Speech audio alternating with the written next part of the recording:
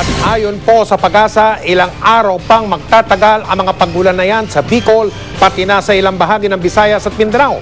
Kaya naman handa na ang mga otoridad sakaling lumala pa ang sitwasyon sa mga naturang lugar.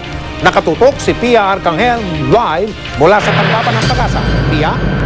Mike, nananatiling ang naka-alerto ang mga otoridad habang patuloy ang pag-ulan sa ilang bahagi ng Visayas at Mindanao, partikular na sa Albay at sa Southern Leyte. Para sa kasi multi-road. Target sana ng NDR-RMC ang zero casualty tuwing may kalamidad. Pero ngayon pa lang, nasa 6 na ang bilang ng mga nasawi. 3 sa Albay at 3 sa St. Bernard sa Southern Leyte. Ayon sa NDR-RMC, patuloy ang pagkikipag-ugnayan nila sa mga lokal na pamahalaan at iba pang ahensya ng gobyerno para tiyaking nasa maayos na kalagayan ang mga residente ng mga apektadong lugar. May mga gamit na rin silang nakahanda sakaling kakailanganin ng rescue operations, tulad ng 22 bagong airboats na ito na idinonate ng pamahalaan ng Australia. Malaki raw ang maitutulong ng mga gamit tulad nito, pero mas mabuti na raw sana kung hindi nahahantong sa sitwasyon na kailangan pa itong gamitin. Kaya paalala ng NDR-RMC, alam mo naman nila, may experience factor na sila dito kung saan ang level ng tubig pagka ganito na nag-uulan. So, yung voluntary evacuation, iwanan na muna yung mga kambing, baka, ilikas muna yung mga tao. importante ring alamin ang weather forecast para makapaghanda. Ayon kasi sa Pag-asa, hindi pa rin titigil ang ulan sa mga susunod na araw. Posible raw tumagal pa ito hanggang Huwebes o Biyernes. Hindi raw kasi nagpapakita ng senyales ng paglaw ang buntot ng cold front na siyang dahilan ng pag-ulan ngayon sa ilang bahagi ng Visayas at Mindanao. Pag tinawag ng cold front, si cold air, mas dominante siya kesa kay warm air. Ang ginagawa ni cold air, tinutulak si warm air. Ngayon, pagtulak ni cold air kay warm air, nakakaroon ng pag-uulat na ngayon naranasan natin sa Visayas at Mindanao. Kasabay nito, malakas ang hanging amihan sa bansa ngayon. Kaya kahit di naman maulan sa Luzon, malalakas ang alon sa dagat. Kaya pinapayuhan ang mga maliliit na sasakyang pandagat na huwag munang pumalaot. Asahan na rin daw na dulot ng hanging amihan ang malamig na temperatura na magtatagal pa hanggang sa buwan ng Pebrero. Lalo pong lalamig yan sa darating ng araw kasi meron tayong historical data na napapakita sa bandang January hanggang February ay lalamig pa ang ating panahon. Mike, sa ngayon ay wala pa namang nakikitang namumuong sama ng panahon o low pressure area na posibleng maging bagyo ang Pag-asa. Pero asahan na raw ang maulang panahon sa mga susunod na araw, pati na rin sa mga susunod na buwan dahil epekto na raw ito ng La Nina. Samantala, sinabi rin kanina, Mike, ng NDR-RMC na wala pa silang naitatalang estimated cost of damages, pero sa tingin nila, karamihan sa sira ay nasa mga pananim at hindi sa infrastruktura. Mike? Maraming salamat, Pia Arcangel. At ngayon po, makakausap natin live si Department of Science and Technology Undersecretary Graciano Yumol, ang officer in charge ng Pag-asa. Yusek Yumol, magandang gabi po. Si Mike Enriquez po ito. Magandang gabi po, Mr. Mike, at sa ating mga tagapakinig. Opo. La Nina po ito, no? Ibig sabihin, hindi pangkaraniwang klaseng panahon to pag ganitong bahagi po ng taon. Yusek, tama ba yun? Ito po yun. Opo.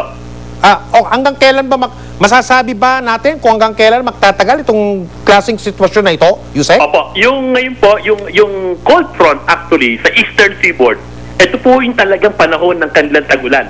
Kaya yung nangyayari po ngayon sa Bicol, sa Eastern Visayas, sa Mindanao ay normal. Ang abnormal po ay yung amount ng tubig na dala ng cold front. At ito po ay dahil sa na sinasabi na nga natin na dahil sa La Nina. At pag titignan niyo po lahat ng numerical model natin, at nakikita po natin na tatagal pa usad siguro hanggang Marso po. Hanggang Marso pa? Okay. Opo. Ito ba ho ay lalo pang lalakas yung sabi nyo, ang hindi pangkaraniwan dito ay yung lakas ng ulan o yung dami ng buhos ng ulan. Posible bang madagdagan pa itong ulan na ito? Wag naman sana, Yusek? Tama po yung sinabi nyo, Mr. Mike, dahil pag titignan nyo po lagi, pag kinumpara nyo po sa 2010, 11 lang po ang ating bagyo dahil yun po ay El Nino event. At dahil sa La Nina tayo, ang ina-expect po ng Pag-asa ngayong 2011 ay mas dadami ang ating pagbagyo at in the process yung mga bagyo ay mas malalakas. Okay. At yun po yung karakteristik ng La Nina. Opo, wag naman sana, Yusek, pero bukod dyan sa mga lugar na kasalukuyang apektado nitong La Nina, may posibilidad bang lumawak pa ang lugar na apektado nito at kasama na po dyan ang Metro Manila at Luzon, Yusek? Posible po yun dahil katulad ng nabanggit sa inyo, napakalakas ng amihan ngayon na itinutulak niya yung cold front pababa sa Mindanao. Pero ultimately, kapag humina po yung La Nina at umakyat sa papuntang norte, kasabay po niyang aakyat yung cold front na in the process, expect natin ang Visayas at Southern Luzon ay uling uulanin. Pero Mr. Mike, pag titignan yung ating satellite imagery, nabibigyan lang natin ng pansin ng Eastern Seaboard, pero pag titignan niyo po yung Palawan, actually, marami din po pagulan na natatanggap ang Palawan. Ganon. Sige po, Yusek Yubol, marami pong salamat sa impormasyon na yan. Magandang gabi po sa inyo dyan sa Pag-asa. Maraming salamat po sa inyo. Kaligtasan mo sa Alerto 24. Mga kapuso, magkahalong pigati at galit ang nararamdaman ng mga kaanak ng 7 namatay sa salpukan ng bus at jeep sa Star Tollway sa Batangas kahapon.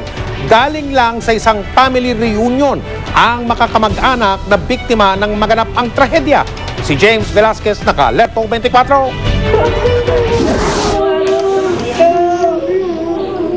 Wala pang 24 oras mula nang masayang makasama ni Lola Rufina Festeo ang kanyang mga anak at apo sa kanilang taon na family reunion. Hindi niya akalaing bangkay nang babalik sa kanyang tahanan ang mga mahal sa buhay. Unang dumating ang bangkay ni Maricris Festejo, ang kanyang 10 taong gulang na apo. Sa pintuan pa lamang, hindi na napigilan ni Lola Rufina ang damdamin. Napakasakit po, napakasakit. Dami-dami ho naman kayo nila sa akin.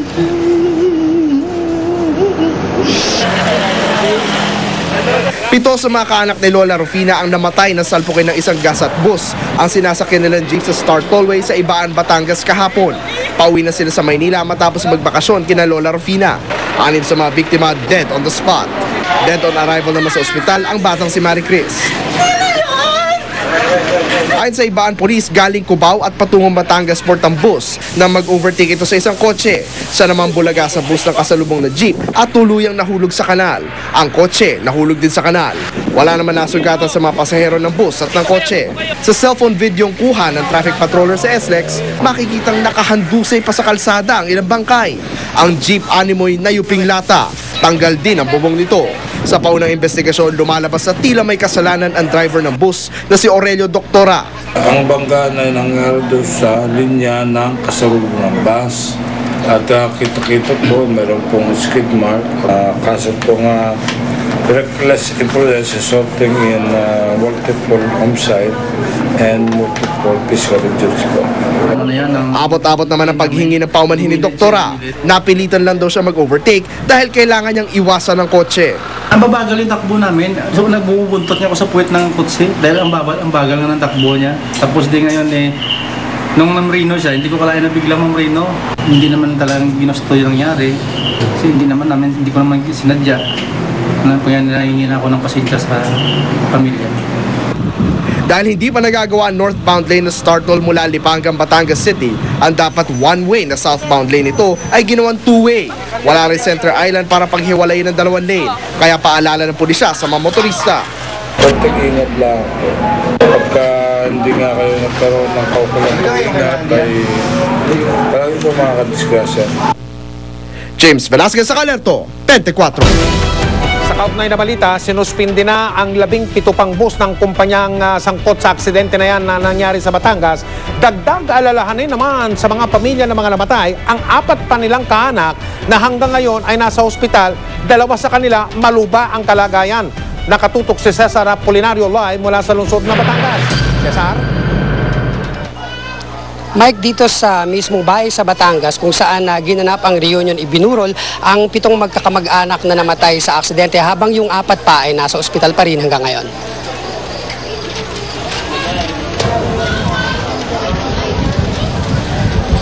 Hindi pa nakakalabas ang ospital ang 4 na nasugatan sa karambola ng mga sasakyan sa kilometer 98 ng Star Tollway dito sa Ibaan, Batangas kahapon. Ayon sa pulisya, nasa mabuting kondisyon na raw ang 2 biktima pero critical pa rin ang lagay ng 2 pa at binabantayan ngayon sa ospital. Ang 7 magkakamag-anak na namatay sa trahedya nakaburol na ngayon dito sa bahay na pinanggalingan nila. Tumanggi munang magbigay ng pahayag ang pamilya sa ngayon. Gusto raw kasi nilang asikasuin muna ang burol at makapag-isip lalo't sariwa pa ang sakit na dulot ng trahedya. Ang pulisya hinihintay pa na makipag-ugnayan sa kanila ang pamilya Festejo para sa isasampang kaso laban sa driver at sa may-ari ng bus na nakabangga sa jeep na sinakyan ng mga biktima. Point of impact at pinangarihan, ay naroon po sa linya ng kasalubong ng bus. So, ibig sabihin po, inagaw ng bus ang linya na kasalubong ng jeep. Pero todo tanggi pa rin ang driver ng bus si Aurelio Doctora. Habang binabaybay namin yung tollway, sinusundan ko yung kotse. Ngayon nung kotse na sinusundan ko, nung pagdating doon sa may palusong, namireno siya. Gumilid, pero hindi talagang gumilid. Ang ibig sabihin, ng paggilid niya, nakakuha pa ako ng konting rito sa gilid. Pero nakapapreno ako ng malakas. Hindi ko nga akalain na yung jeep na yun, tuloy-tuloy sa amin. Maluwag naman dito sa gilid. Ngayon yung jeep na yun, yung binangga niya, yung bubong ko. Yung bubong niya, yung bumangga sa harap ko mismo. Kasong reckless imprudence resulting in multiple homicide and multiple physical injuries ang posibleng harapin ng driver. Hindi pa muna nakapagsampa ng kaso ang pulisya dahil hinihintay pa ang kaanak ng mga biktima para magdesisyon. Kasong sibil naman ang isasampa ng pulisya sa may-ari ng bus. Pinatawan ng preventive suspension ng LTFRB ang lahat ng 17 bus na nakabatch ng case number ng naaksidenteng bus ng Gasat. Sa loob ng 30 araw ay di pwedeng bumiyahe ang mga ito. Sisilipin ng LTFRB ang roadworthiness ng mga ito. Mike, ayon sa DOTC ay paiimbestigahan nila ang driver na si Aurelio Doctora para matiyak kung dapat ba siyang magmaneho muli ng bus. Haalamin din kung pati ang Star Tollway ay pananagutin sa aksidente. Mike? Cesar, yung kumpanya ng bus, nakikipag-ugnayan ba dun sa pamilya na namatayan? Yung mga biktima ng tragedya nga, Cesar? Oo, Mike, ayon sa pulisya na nakausap natin, pumunta na raw dito sa Batangas PNP at sasagutin naman daw nila yung lahat ng gagastusin ng mga namatay sa aksidente, pati yung 4 pang biktima na nasa ospital sa ngayon, Mike. Dapat. Maraming salamat, Cesar Apolinario.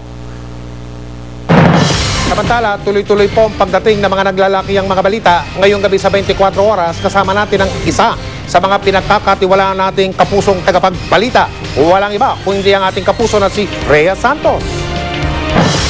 Salamat, Mike. Ibinigay na sa pangangalaga ng DSWD ang sanggol na inabandona sa Santa Cruz, Maynila. Sa sandaling panahon ay napamahal na raw ang munting anghel sa mag-asawang nakapulot sa kanya. Nakatutok si Cara David. Sa yakap ni Christine, iisipin mong tunay niyang anak ang sanggol na ito. Pero ang totoo, napulot lang nila sa tapat ng kanilang bahay si Baby Angel kahapon ng madaling araw sa isang eskinita sa Santa Cruz, Maynila. Bagamat isang araw lang sa piling nila si Baby Angel, napamahal na raw ito kaya sumagi sa isip nilang ampunin ang bata. Pero dahil may prosesong dapat pagdaanan sa pag-aampon, tumulak sila kanina patungong DSWD. Dito, tsineka pang sanggol. Malusog daw ang bata at maayos ang pagkakaputol sa pusod. May marka rin ito sa talampakan. Patunay na sumailalim sa newborn screening ang bata bago ito inabandona ng kanyang ina. Mukhang sa ospital po ito napanganak po. Kundi man sa lying in po na merong newborn screening po. Siguro nasa 5 days lang to. Opo, nasa Morelos 5 days lang po eh. Base po dun sa pusod niya po Matapos ang check-up, hiningi na ng DSWD ang sanggol. Ang standard procedure kasi ng doctor is to turn over the child sa agency. Pero mahigpit ang kapit ni Christine kay Baby Angel.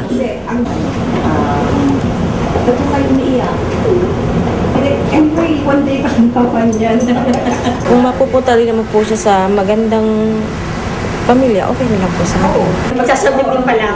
Gustuhin man nilang ampunin ang bata, ayon sa DSWD, kailangan dumaan sa mahabang proseso. At sa ngayon, marami na raw nakapilang ibang pamilya na handang umampon kay Baby Angel. Hindi rin daw pwedeng mamili ng batang aampunin, lahat dumadaan sa matching.